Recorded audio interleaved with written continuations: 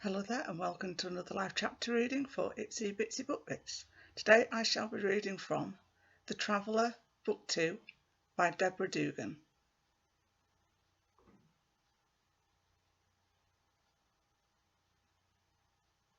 Part 1.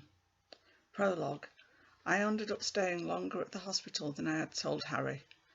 Mrs. Gomez is pretty weak. They aren't completely sure she's going to make it, and I didn't want her to be alone. She eventually stabilises and they move her to an ICU bed.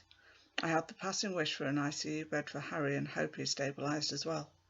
Mrs. Gomez's son finally arrives, explaining as he breathlessly walks down the hall to his mother's room that he had run into traffic on the freeway. It's taken him nearly 2 hours to make the drive to the hospital. It's now well past the close of visiting hours, but they'll let her son stay anyway. I leave the hospital as soon as humanly decent and run to my truck in the ER parking lot. I fumble the keys into the ignition and start the truck with a roar. I don't actually spin out when I exit the lot, but the attendant looks pretty ticked off. I cheat on the speed limit as much as I dare without drawing a cop's attention. If I get stopped, it's that much longer until I can get to Harry. Luckily, the commuter's run its course and I don't run into any slowdowns. It seems like I've been at the hospital for days, but it's been 2, maybe 3 hours since I followed the ambulance in. I finally see my street and squeal the tyres a bit as I make the corner. My house is dark and I curse myself for not having the lights on the timer. I assume Harry can see in the dark, way better than I can, but I've never asked him. Then I remember the bedroom lamp is on and relax a little. I jerk to a stop in the driveway and yank the keys out, dropping them in my rush to get to the door. I grab the keys out of the grass and get the door unlocked, then rush into the house, throwing my keys and jacket on the sofa as I rapidly walk back to the bedroom. I don't see Harry on the nightstand and my heart drops. I rapidly check the rest of the bedroom. Harry, where are you, pal? No answer. I have the horrible thought that he's either too weak to answer or he's crawled off somewhere to die, like dogs and cats are known to do. I check the bathroom in case he went looking for water, but he's not there either. I grab the flashlight from under the sink and kneel by the vent, trying to see farther down into the ductwork, but it's no good. I realise despair that he could be anywhere by now. I'll never be able to find him.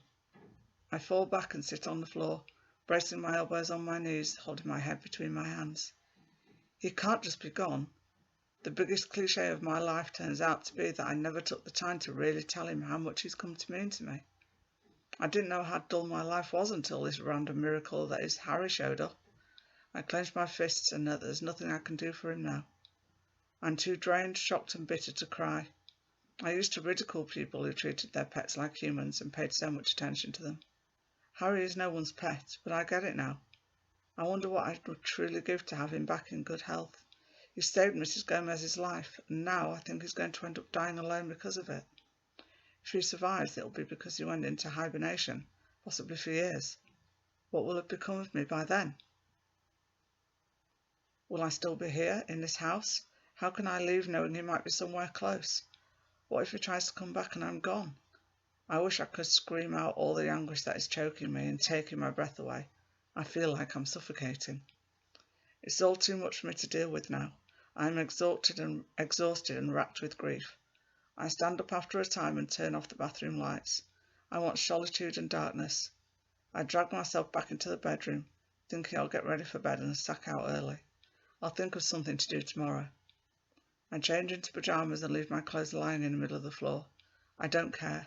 I don't normally take anything to help me sleep, but tonight I want to be unconscious. I turn to the nightstand to get my meds from the drawer.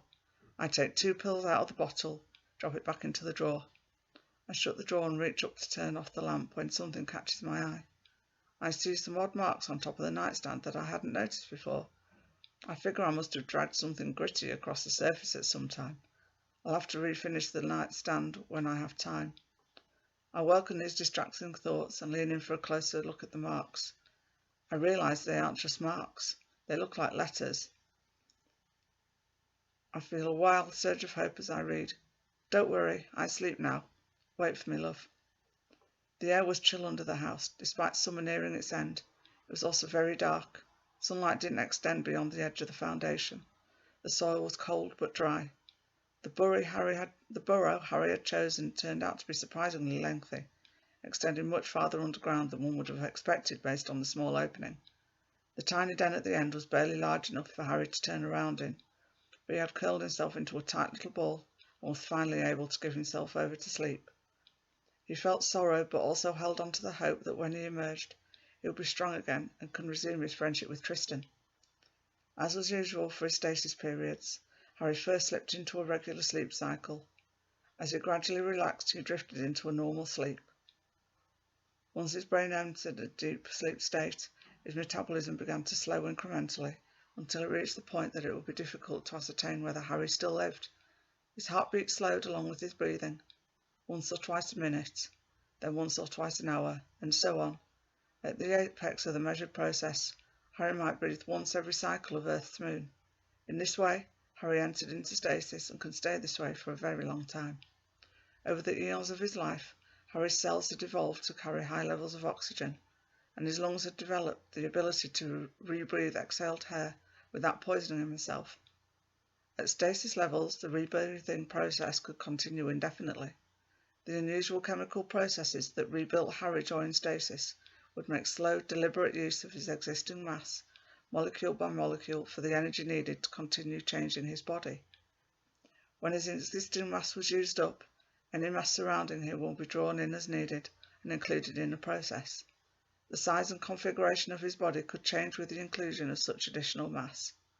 As Harry lay in stasis, his strange singular evolution continued.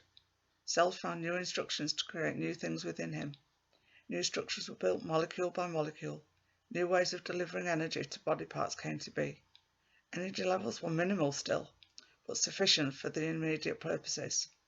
Harry usually dreamed during stasis, but often didn't recall the substance of those dreams. This stasis was different. He didn't dream at all. Instead, as his stasis became deeper, he relived a single lifetime of immense consequence. I hope you enjoyed this chapter reading and that you'll go check out the book. Thanks very much for watching. Bye-bye.